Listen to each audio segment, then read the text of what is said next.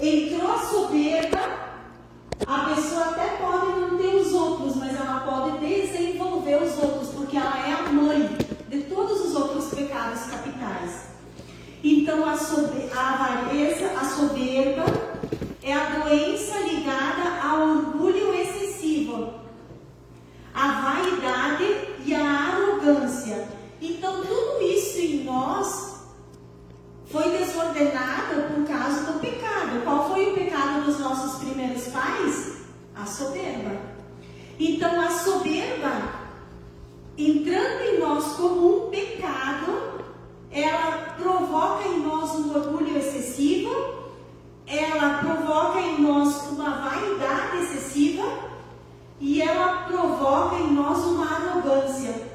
Como é triste, como é ruim viver com uma pessoa que é orgulhosa, excessivamente vaidosa, que coloca, a sua atenção só nas coisas desse mundo, na sua beleza, e uma pessoa arrogante. Como é triste viver com uma pessoa arrogante que não tem humildade. Para combater o orgulho, você sabe qual é a virtude que vai combater o orgulho? A humildade. Então nós combatemos a soberba, que é o orgulho, com a humildade, que nos leva a reconhecer a nossa dependência de Deus, admitindo que todas as nossas capacidades e realizações vêm dele. Então nós temos que admitir, para ser uma pessoa humilde, que tudo nos vem de Deus. O que nós fazemos sem Deus? Vocês já tiveram uma vida sem Deus? Eu já tive. Eu tinha um Deus, Deus. Mas quando eu não tinha Deus, eu achava que eu podia, que eu fazia, que eu era a melhor, E aquilo que eu construí no meu orgulho, na minha arrogância, na minha prepotência, eu vi se desfazendo, como aquela passagem que diz, da casa construída sobre a rocha e sobre a areia. Veio o vento, veio as tempestades e construído sobre os meus sonhos, os meus projetos, sobre o meu achar que eu sabia tudo, eu vi tudo ser destruído. Então, a humildade nos leva a entender que tudo nos vem de Deus. E assim, construindo a nossa vida sobre Deus, ela não vai desmoronar. Então, o que combate a soberba é a humildade. A segunda doença espiritual, o pecado capital, é a avareza. A avareza é combatida pela generosidade. Então, a pessoa que tem um coração generoso. A virtude da generosidade leva à partilha os bens materiais e espirituais com os outros e culmina na oferta de si mesmo. E aqui vai dizer que a devoção ao Imaculado Coração de Maria pode estimular a virtude aqui da generosidade em nós, e com a devoção a Maria nós conseguimos um grande avanço, para vencer esse mal da avareza em nós. Então, para vencer a avareza, a generosidade, e é a virtude que nos leva a partilhar os bens materiais, os bens espirituais, e leva a partilhar a nossa vida, porque muitas vezes nós queremos viver de forma individualista, e não é assim. Nós somos criados também para servir as outras pessoas, as que nos cercam, aquelas que o Senhor vai colocando no nosso caminho. Então tudo isso vem até nós através da generosidade que vence então o pecado da avareza. O terceiro pecado capital, doença espiritual, que é a luxúria. A luxúria é vencida pela virtude da castidade. Mas será que castidade é só na área sexual que a gente vive? A gente vive a castidade em todas as áreas da nossa vida. A castidade vai trazer sobre todas as áreas da nossa vida, sobre o descanso, sobre a comida, né, sobre a bebida, sobre tudo aquilo que pode, né, nos desordenar. Por isso que é importante a gente fazer o jejum quando a gente faz, porque ali já vai dando ordem ao nosso corpo que se perde pelas nossas vontades, que foi desvirtuada pelo pecado original. Então, a virtude da castidade combate a luxúria. É a virtude que governa e equilibra a sensualidade, direcionando-a para o fim ao qual ela foi criada. Nós sabemos que a sexualidade, ela tem duas direções. A sexualidade, ela é unitiva e ela é procriativa. Então a castidade, ela direciona a nossa sexualidade para o fim último dela, que é a união do casal e a procriação, que é gerar os filhos. Mas se eu vivo só essa parte unitiva e não gero vida, não abro a vida, a sexualidade, o que ela está fazendo em mim? Muitas vezes, nós que não sabíamos, hoje a gente sabe, mas a gente viveu a sexualidade como vivem os pagãos. Para eles, a sexualidade só é unitiva e prazerosa. E não cumpre o fim último, que é ali a geração da vida, a geração dos filhos. Então, hoje nós temos essa graça, eu quando casei não sabia, mas hoje nós temos essa graça de aprender, de usar, né, de trazer para a nossa vida, depois que a gente conheceu a verdade, e ensinar para as pessoas que nos cercam, de forma especial, os mais próximos, os nossos filhos, né, sobrinhos, conhecidos. Independente se eles queiram ou não saber. A nossa missão é ensinar. A nossa missão é lançar semente. E depois Deus vai fazendo a obra, porque é Ele quem rega e faz produzir frutos. Além disso, ela está voltada, a castidade também, ela está voltada à virtude cardial da temperança, que busca harmonizar as paixões da nossa alma. Então, olha que interessante, a castidade também nos ajuda a harmonizar as paixões da nossa alma. Quais são essas paixões? O amor, o ódio, a ira, o desejo, a admiração, a alegria, a tristeza. E também a castidade, ela nos ajuda também a harmonizar as paixões da nossa carne, da nossa alma e da nossa carne. Quais são as paixões da nossa carne?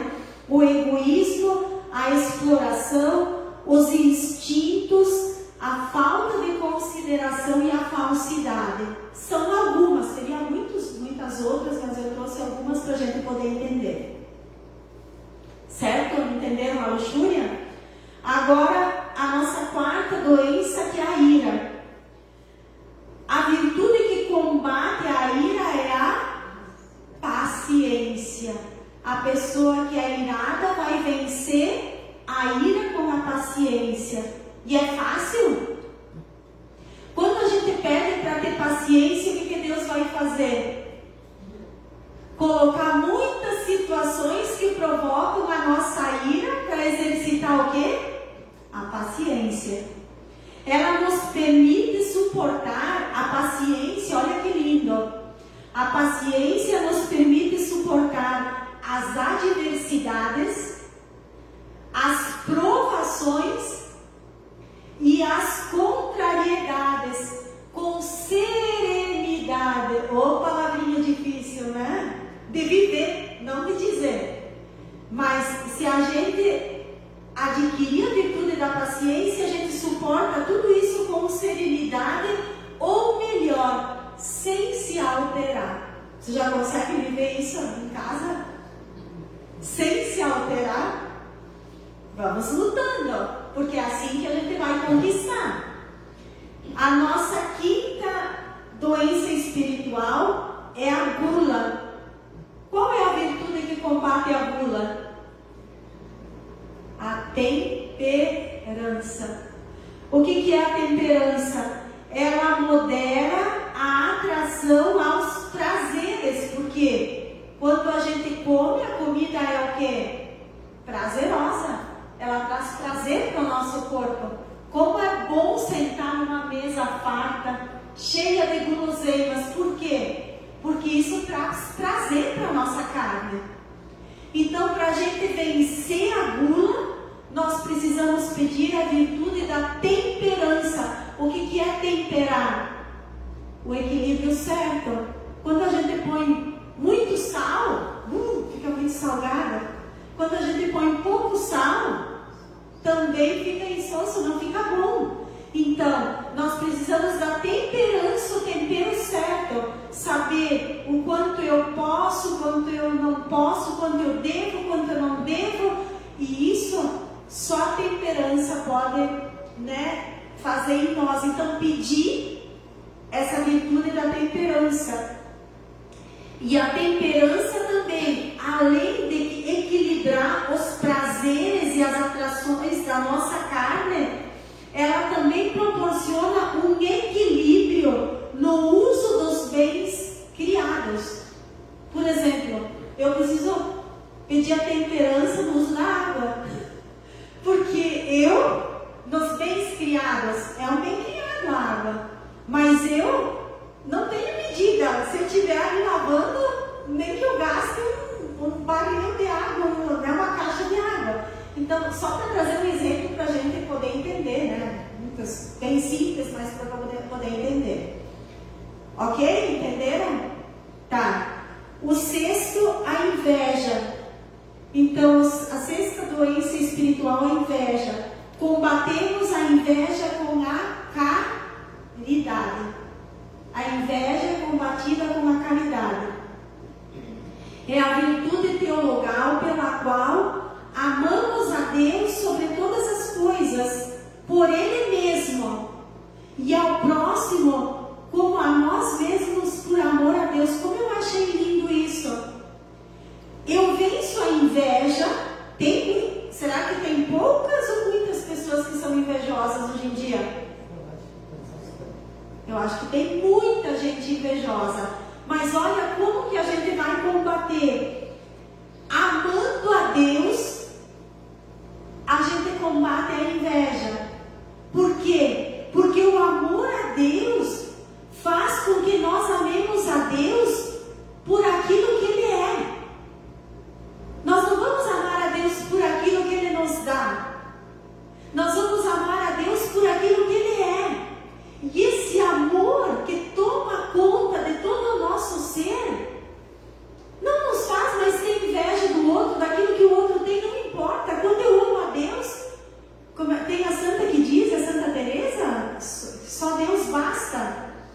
Quando nós temos Deus e Ele tomou conta do nosso interior, quando Ele dominou sobre a nossa alma, sobre o nosso intelecto, sobre o nosso coração, não interessa o que o outro tem. O amor de Deus me preenche por inteira. Eu não preciso mais das coisas de fora para me completar. Eu preciso para a minha vida. Eu preciso de um carro, eu preciso de comida, eu preciso de uma casa. Mas isso é o essencial para mim viver. Não é o necessário para que eu seja feliz.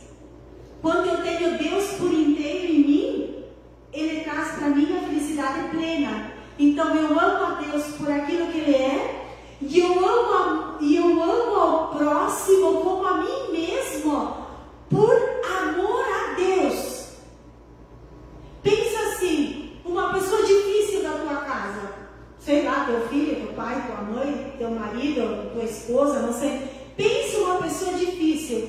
Você não vai amar ela por amar, mas você vai amar essa pessoa difícil por amor a Deus. Que nem Santa Teresinha, que tinha uma companheira lá dela, que ela passava e cumprimentava e sorria toda vez para ela, mas no interior dela ela não suportava aquela freira.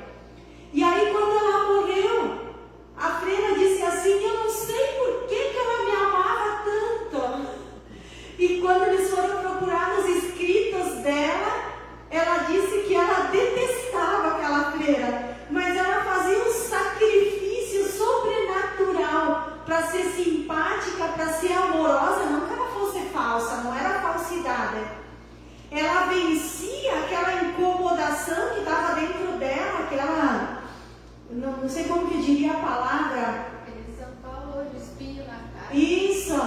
Não, porque não posso amar por falsidade, fazer de conta que eu amo, eu detesto aquela pessoa, não. Eu não me fecho com ela, entende? Sei lá, nós não pensamos da mesma forma, ou a gente é diferente, mas eu vou procurar ser atenciosa, ser amável, ser delicada, mesmo que eu não goste daquela pessoa, né? Sem ignorar ela. E a última, então, doença espiritual ou pecado capital, que é a preguiça. A virtude que combate a preguiça é a diligência. O que é a diligência? É a virtude que nos leva e nos impulsiona a agir com prontidão, esforço e perseverança em relação aos nossos deveres e responsabilidades. Quantas vezes, não sei se acontece isso com vocês, vou trazer um exemplo do dia a dia. Quantas vezes eu digo, ai, que preguiça de limpar a casa.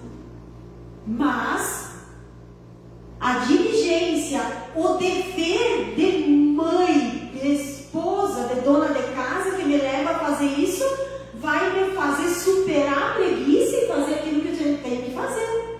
Quantas vezes eu chego em casa às 8 da noite, tenho que fazer a janta para o Victor?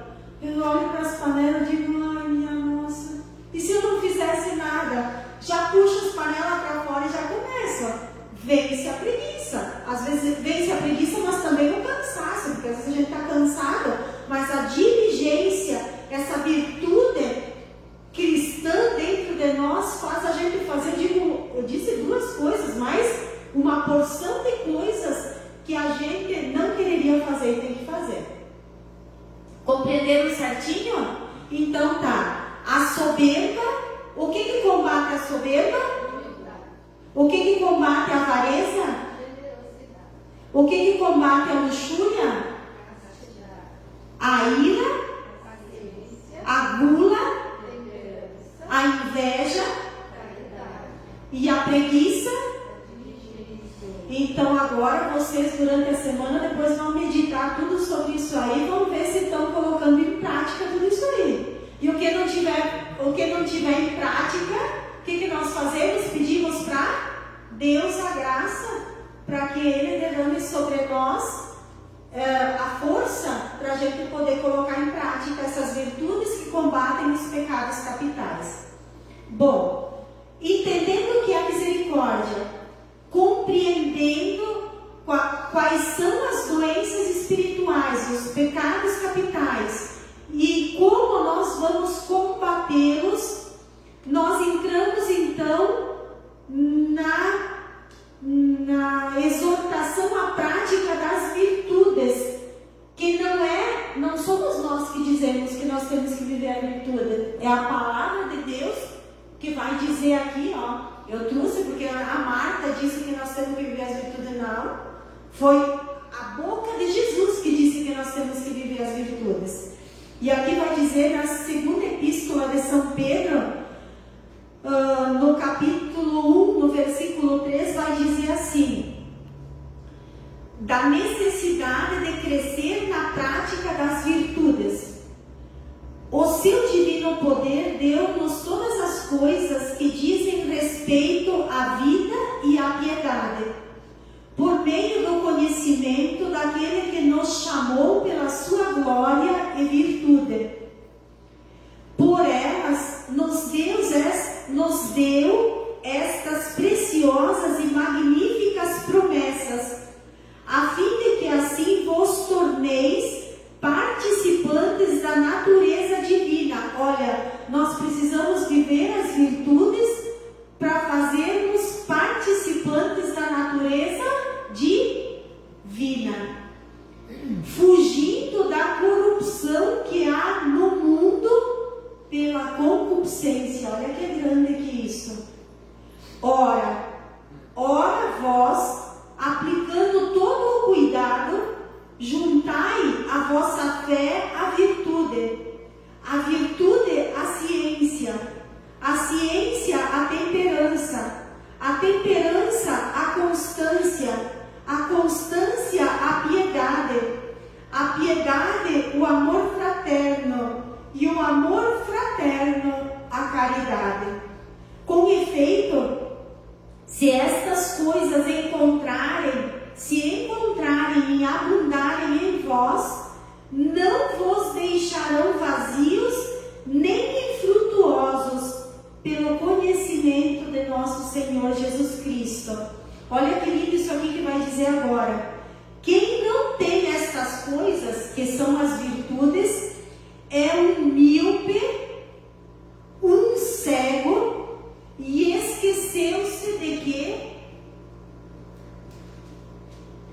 foi purificado pelo batismo dos seus pecados antigos. Olha que lindo isso que diz na palavra. Então a importância de a gente viver as virtudes está aqui na palavra. Se vocês querem ler em casa depois com mais calma e meditar, podem meditar depois. O que é a virtude então? A virtude é uma disposição habitual e firme para praticar o bem. Isso é o que diz o Catecismo da Igreja Católica para nós. Então, a virtude é uma disposição habitual e firme para praticar o bem. É algo que nos vem a partir do hábito. Então, quer dizer, a gente tem que exercitar várias vezes. Ela não vem de uma hora para outra, a virtude. É uma repetição do mesmo ato. E que nos predispõe à prática do bem. É algo que nos permite não só praticar atos bons, mas para dar o melhor de nós. Quando a pessoa é virtuosa, ela tende para o bem. E todas as forças sensíveis e espirituais se desenvolvem nela. Ela procura o bem e opta pelo bem em atos concretos. Ouvindo isso e olhando para o mundo hoje, vocês acham que as pessoas são virtuosas?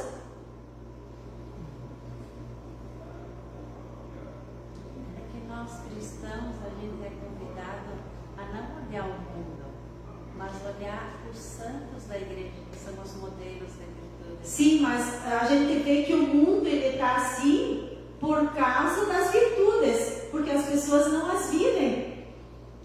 Né? Se as pessoas vivessem as virtudes, o mundo seria diferente. Então a gente vê no mundo essa necessidade de voltar a viver as virtudes que os santos buscaram vivê-las com todas as suas forças.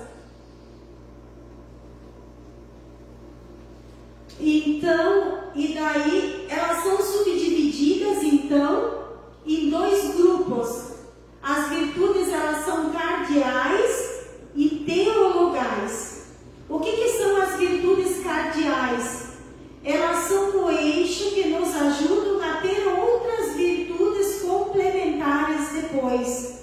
As virtudes cardeais geram outras virtudes. Eu me lembrei de quando eu era criança na roda da carreta. Que a roda da carreta, ela tem um eixo no meio. E se aquele eixo estraga, a roda da carreta não anda mais. Os raios que tem.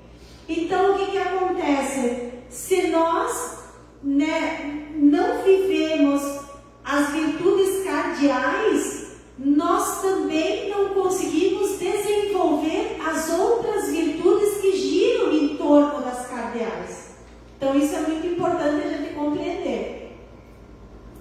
Quais são elas, então, as virtudes cardeais? A prudência, a justiça, a fortaleza e a temperança. Quais são elas? A prudência, a justiça, a fortaleza e a temperança. São alcançadas pela graça de Deus, mas elas advêm muito mais de um esforço humano. Então quer dizer, eu quero ter essas virtudes em mim, eu consigo tê-las por minha vontade própria? Só pela minha vontade própria? Não. Elas advêm, de uma graça de Deus, mas além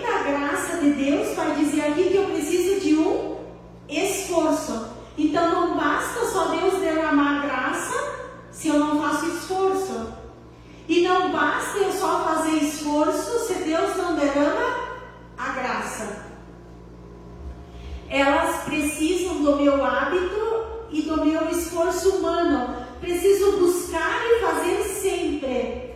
É a prática da vivência em tudo aquilo que eu realizo no dia a dia que vai me fazer alcançá-las e atingir, como a Berna dizia, a perfeição, que foi aquilo que os santos, né, foram lutando, buscando e se autodominando com a graça de Deus para chegar ao estado da perfeição. O que é o estado de perfeição? A santidade, né? E aqui, no livro de Sabedoria 8, vai dizer assim, ó. Aqui até no livro de Sabedoria vai falar sobre as virtudes, vai dizer assim, ó. Se alguém ama a justiça, os frutos do seu esforço são as virtudes. Ela ensina a temperança e a prudência, a justiça e a fortaleza, que é o mais útil que há na vida para os homens. Olha que lindo! Então, se alguém ama a justiça, então eu devo desejar ser uma pessoa justa. E isso que começou a me chamar a atenção, porque na palavra de Deus vai dizer que José era um homem justo.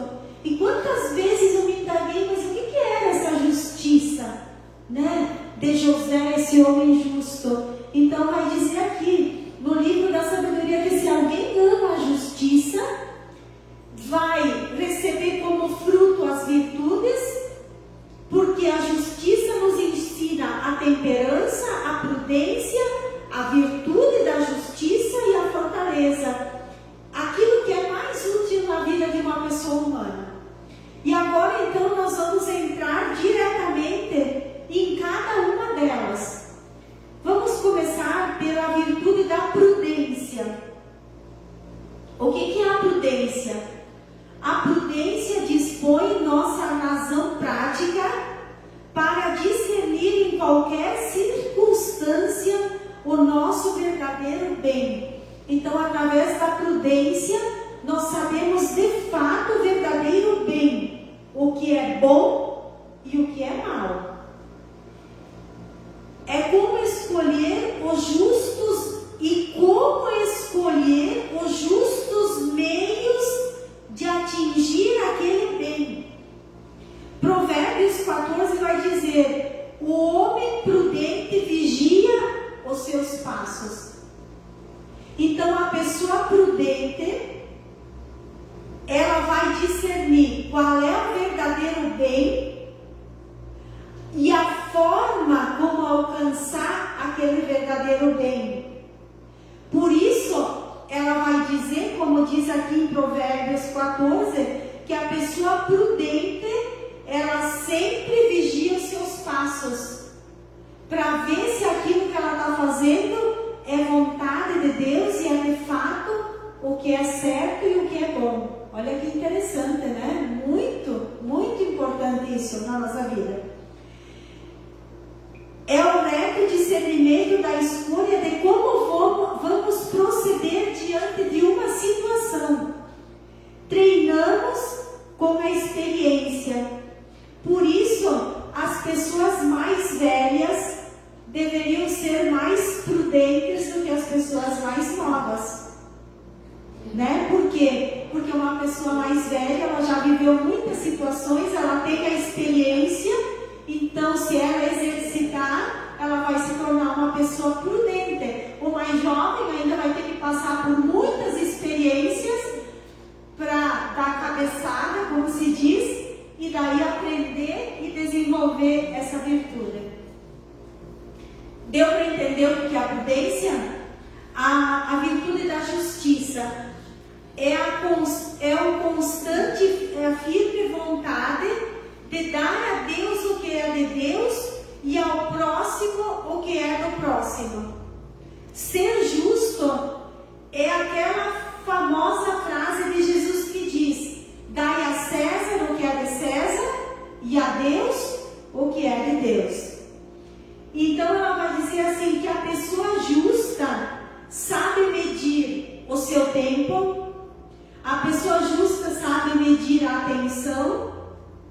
os bens, os louvores, os elogios.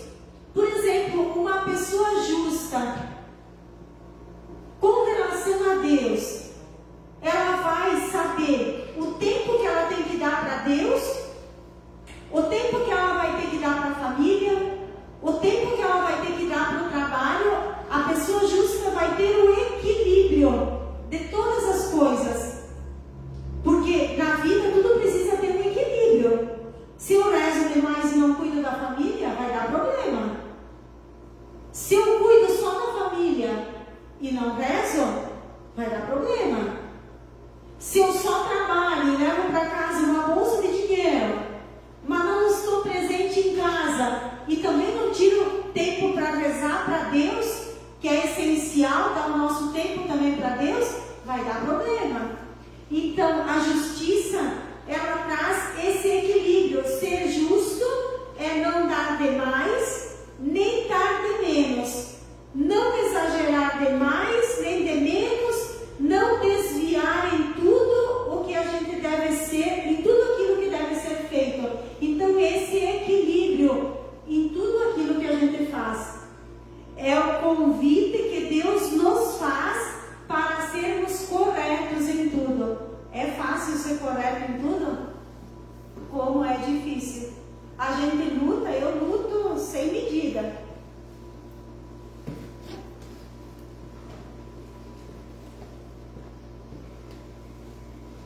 E mesmo assim a gente é cheio de imperfeições, mas vamos continuar lutando até que a gente está aqui nessa terra.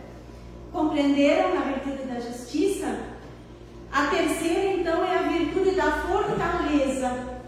O que é a virtude da fortaleza? É a firmeza na escolha do bem e naquilo que é certo. É a virtude que nos mantém firmes, decididos e determinados. E mais do que isso, nos mantém resilientes. Resiliente é aquela pessoa que não desiste, forte.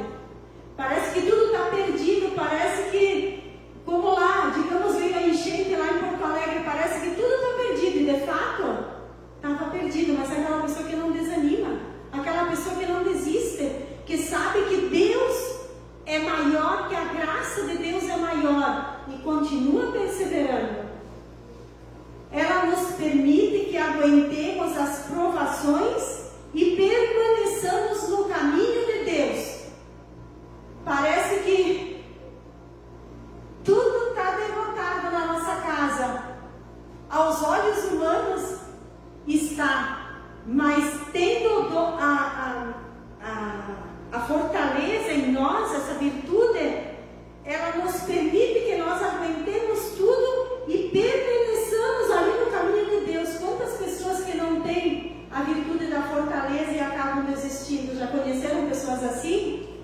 A gente pode ter o exemplo dos antigos profetas, né? Lá na palavra, a perseguição, a gente vê, né? Todos eles, e assim, eles continuavam aí. E os santos, os mártires, né? Eles não desistiram, mesmo que tiveram que ir até a última consequência. Qual foi a última consequência dos mártires? O martírio, a morte da vida. Eles não desistiram, porque eles tinham essa virtude da fortaleza. Ela é essencial, olha que bonito isso. A virtude da fortaleza é essencial para vencermos o medo. Porque o medo faz o que em nós? O medo nos paralisa. Então, quem não tem a virtude da fortaleza pode ser paralisado pelo medo e a obra de Deus não acontecer na vida daquela pessoa. Ela vai nos fortalecer nos obstáculos da vida. A fortaleza é sinônimo de coragem e nos capacita a enfrentar as situações, as provações e as perseguições. Ela também nos dispõe aos sacrifícios. É um dom divino de Deus, a fortaleza. E a última, entenderam a fortaleza? E a última, então, virtude, a última virtude que nós vamos estudar agora cardeal é a temperança. Segundo o catecismo da Igreja Católica, a temperança, ela modera a atração dos prazeres humanos e proporciona o equilíbrio no uso dos bens criados que nós vimos antes. A virtude de equilibrar as coisas, nem muito prazer, nem pouco, nem tudo, nem o nada. Nem o foco é só uma coisa ou só noutra. Ela assegura o domínio da nossa vontade, o equilíbrio da nossa vontade, em todas as áreas, em todas as coisas da nossa vida. Por isso a pessoa temperante domina as suas paixões, a pessoa temperante domina as suas tendências, as más tendências, e busca controlar os seus prazeres sensíveis, os sentidos. A pessoa temperante, ela equilibra os prazeres sensíveis, que são dos nossos sentidos. A pessoa, por exemplo, que come demais, a pessoa que tem dificuldade no campo sexual, a pessoa que tem preguiça, se ela tem a temperança vai trazer o equilíbrio de tudo isso. Qualquer desequilíbrio em nós mostra que a virtude da temperança não está bem calibrada. Muitas vezes nós não temos que calibrar os pneus quando a gente vai no poço. Então, assim, às vezes nós precisamos calibrar essa virtude em nós. E uma pessoa que consegue orientar para os bens e apetites sensíveis, a pessoa temperante também, ela é mais discreta e reservada. Deu para entender? Correndo assim, porque o tempo é curto. As virtudes cardeais, então, elas são dons divinos, mas alcançados principalmente na perseverança e no esforço humano. Então é preciso do nosso esforço, embora Deus já tenha derramado sobre nós a graça, porque Ele derrama sobre todos. Bom, entendendo então as virtudes cardeais, nós vamos entrar nas virtudes teologais.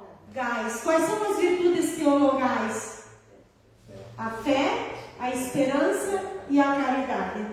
São virtudes que o próprio Deus nos dá e dispõe conforme Ele quer. São as virtudes que fundamentam, animam e caracterizam o agir moral de um cristão. Isso é o conceito do catecismo. Então, o catecismo nos diz que essas três virtudes fundamentam, animam e caracterizam o agir moral de um cristão. Elas vivificam as virtudes morais. Então, assim, as virtudes morais são essas que nós acabamos de estudar. As virtudes morais são a prudência, a justiça, a fortaleza e a temperança. E as virtudes teologais, então, ajudam a vivificar essas virtudes em nós. São alimentadas. Eu achei muito isso bonito, que as virtudes, as virtudes cardeais, elas são alimentadas pelas virtudes teologais. Olha que lindo isso. Então é tudo entrelaçado, não tem como separar. Então são três. Eu não sabia disso. Você sabe por que as virtudes teologais são três? Eu não sabia disso. Que as virtudes teologais são três porque elas nos remetem à Santíssima Trindade. Eu nunca tinha ouvido falar isso. Que lindo, né? Nós vivemos o mistério da Trindade nas virtudes teologais. Olha que coisa mais linda! O mistério da Santíssima Trindade, o Pai,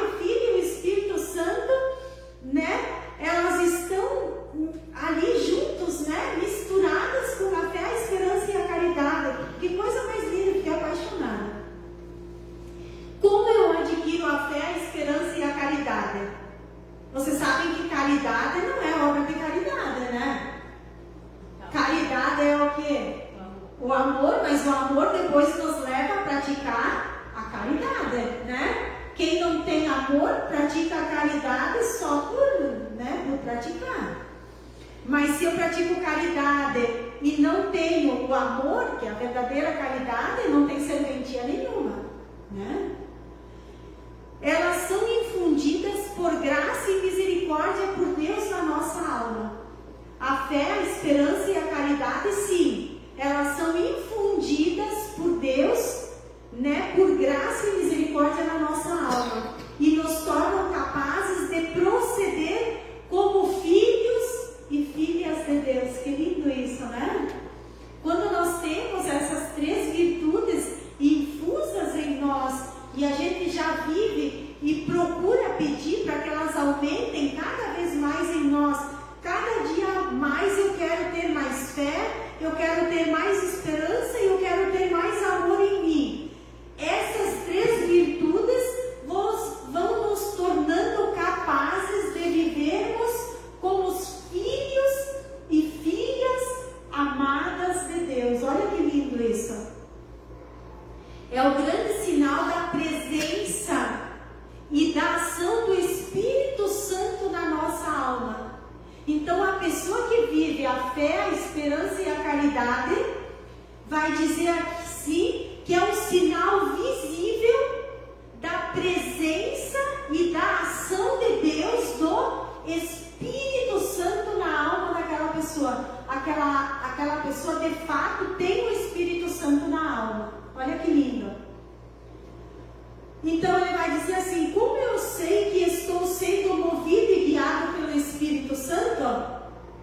Quando eu tenho infundido em mim a fé, a esperança e a caridade. Se eu ainda não tenho uma dessas virtudes, a plenitude do Espírito Santo ainda não pode agir em mim. Eu preciso pelo menos estar desenvolvendo, né? Porque acho que todo dia a gente vai crescendo, mas eu já preciso ter a virtude.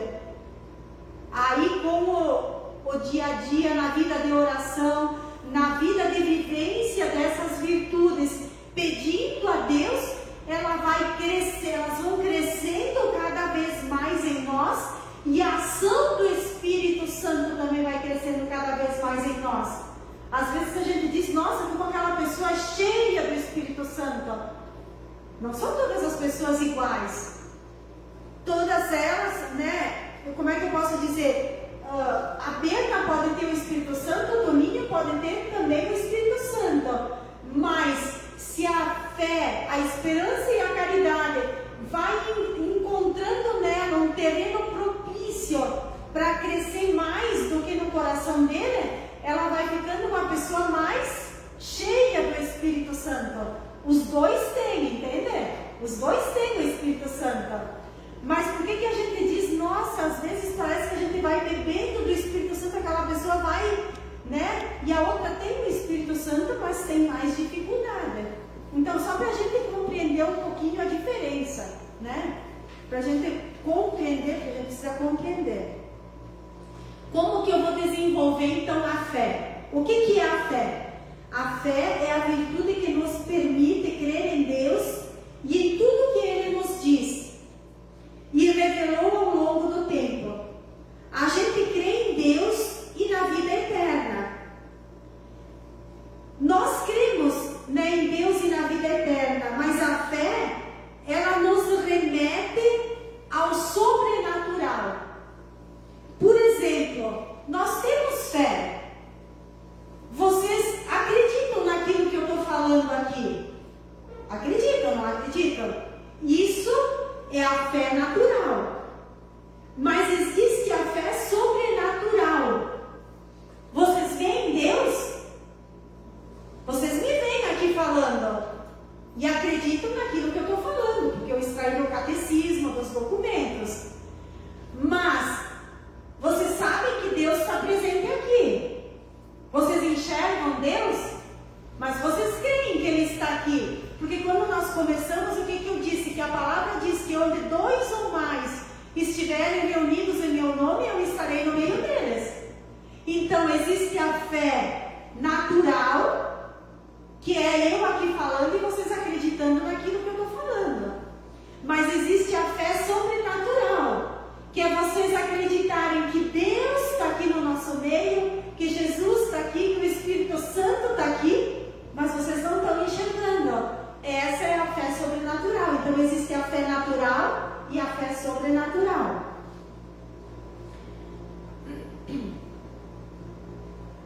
Eu não acredito em Deus porque eu quero. É um dom.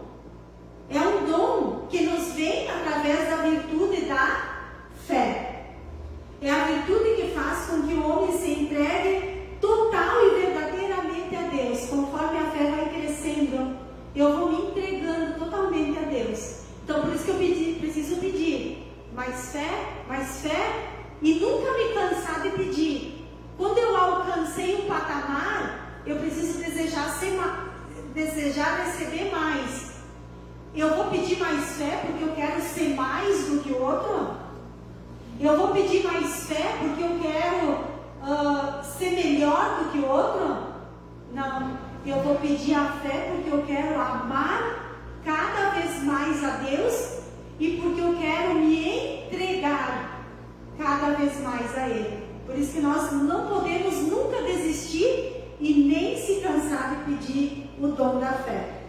E ele vai dizer assim, que os santos alcançaram essa entrega porque, além do esforço, eles também contaram com a graça. Os santos se esforçaram, mas a graça também foi grande sobre eles. E vai dizer assim, que o discípulo de Cristo não deve ser só aquele que guarda e vive a fé. Isso aqui eu achei muito interessante. O discípulo de Cristo não deve só ser aquele que só guarda e vive a fé, mas é também aquele que a professa publicamente e a propaga aos outros. Isso foi o que fizeram os mártires. E por isso nós devemos pedir sempre a Deus. Adianta eu ter fé, mas quando eu chego num ambiente que as pessoas não são cristãos, eu me faço que eu sou pagão também, porque eu tenho vergonha, porque eu não quero me expor, porque eu posso ser repreendida, porque eu posso ser contrariada, porque eu posso ser humilhada, porque eu posso ser envergonhada. Não. Em qualquer ambiente que a gente for, eu vou praticar os meus princípios cristãos. E às vezes eu não preciso falar, só com o meu comportamento, com a minha maneira de ser, com a minha maneira de me vestir, eu vou mostrar que eu sou cristã, tá? Então, se a gente negar nossa fé, nós também estamos negando o quê? A Cristo, né? A Deus. A esperança. Será que a esperança é aquela pessoa que você vai falar com ela e ela é aquela pessoa sempre positiva? Aquela pessoa que sempre, vocês não conhecem a pessoa que diz assim, parece que tudo está errado e de fato está tudo errado, mas a pessoa diz, vai dar tudo certo. Tu tem que confiar, tudo vai dar certo. Eu já vi muitas vezes pessoas assim. Então, a esperança não é isso. A virtude teologal da esperança é a virtude que nos leva a desejar o céu e a vida eterna. É bem diferente daquela pessoa que prega uma falsa esperança de que tudo vai ser bom. A virtude da esperança leva a desejar o céu e a vida eterna. Quem espera verdadeiramente nesta terra, espera a vida eterna, espera a Deus. A esperança é o quê? Nós viver aqui nessa terra, esperando o quê? O céu. Isso é a esperança verdadeira de um cristão. A esperança verdadeira em Deus. Depois, com a esperança, vai vir também a felicidade, né? Mas é uma felicidade cristã, não é uma felicidade mundana, que vai dizer assim. O contrário da esperança é o quê? O desespero. A pessoa que se desesperou, o que aconteceu com ela? Ela perdeu a esperança. A gente acaba esquecendo ou negando a existência da vida eterna que nos espera depois da morte, quando a pessoa se desespera. Quando a pessoa perde a esperança e cai no desespero, ela acaba negando a existência da vida eterna depois da morte. Por isso que tem muitas pessoas que cometem o quê? O suicídio. O suicídio é o desespero. O que acontece com aquela pessoa? Ela perdeu a esperança. A esperança de quê? De que depois da vida terrena aqui nessa terra, vai ter uma outra vida. Eu entro num problema, eu entro numa situação e eu foco só naquela situação. Aos meus olhos humanos parece que não tem solução. Eu não acredito que depois da minha vida aqui nessa terra tenha algo depois. Então a minha vida perde o quê? O sentido, e eu acabo tirando a minha vida, né? E vai dizer aqui, a virtude da esperança é a virtude que se correlaciona com a felicidade. Vai dizer assim, que nós seremos felizes nessa vida, porque nós temos momentos difíceis de felicidade. Embora a nossa vida nessa terra seja uma batalha, nós temos momentos de felicidade, não temos? Todos nós já tivemos momentos de felicidade, mas a felicidade plena não é aqui nessa terra. A nossa felicidade plena vai ser onde? No céu. Por que vai ser no céu? Porque lá não tem mais lágrima, não tem mais dor, não tem mais sofrimento, não tem mais provações, não tem mais luta. Então, na terra, nós temos momentos de felicidade, mas no céu nós teremos a felicidade eterna. Olha que lindo isso! E isso está na virtude da esperança, que nos mantém vivendo aqui nessa terra, lutando nas tribulações, nas dificuldades, nos sofrimentos, sabendo que vai passar. Que lindo isso, né? É muito lindo. E a última, então, das virtudes, que é a virtude da caridade. E é o primeiro mandamento, olha que lindo, a virtude da caridade é o primeiro mandamento em execução. Qual é o primeiro mandamento que Jesus veio atualizar e ele deixou no Novo Testamento? Amar a Deus, todas as coisas. Então, a virtude da caridade é esse mandamento em execução na nossa vida, né? A virtude da caridade, as pessoas acham, dizia lá no ensino, que a virtude da caridade, que a virtude do amor, eles acham que se resume em abraçar, beijar e amar. Não é isso que o mundo faz? Amor não é abraçar, beijar e amar? Para o mundo é assim. A virtude da caridade, ela é muito mais que isso. Ela é isso, mas muito mais do que isso. Ela é a plenitude do amor de Deus em nós. E é por isso que Santo Agostinho diz: ama e faz tudo aquilo que tu quiser. Por quê? Porque quem tem o amor de Deus não faz o mal a si mesmo e nem ao próximo, né? O amor perfeito pressupõe o cumprimento de todos os outros mandamentos. Então, aquela pessoa que vive a caridade obedece todos os outros mandamentos, porque é aquilo que Santo Agostinho disse: ama e faz tudo aquilo que tu quiser. Porque se eu amo no amor de Deus, eu não vou fazer nada de mal a ninguém. Isso é muito lindo. É por isso que precisamos pedir a Deus que a virtude da caridade nos ajude e nos leve a um amor verdadeiro e a perfeição nessa vida. A caridade, então, vai dizer: não,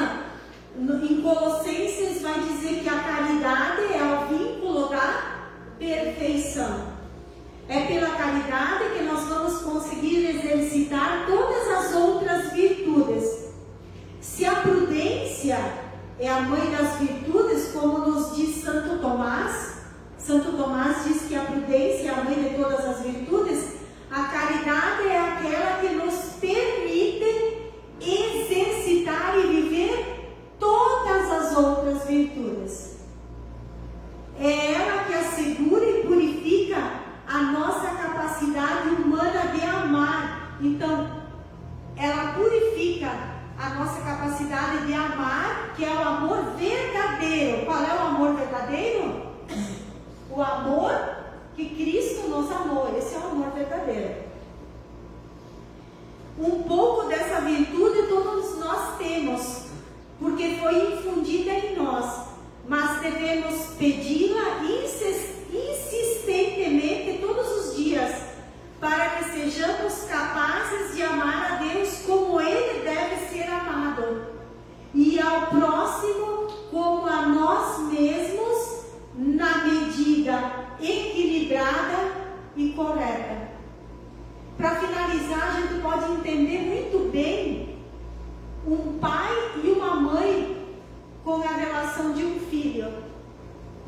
Um pai e uma mãe que amam demais um filho e não colocam limites, o que acontece?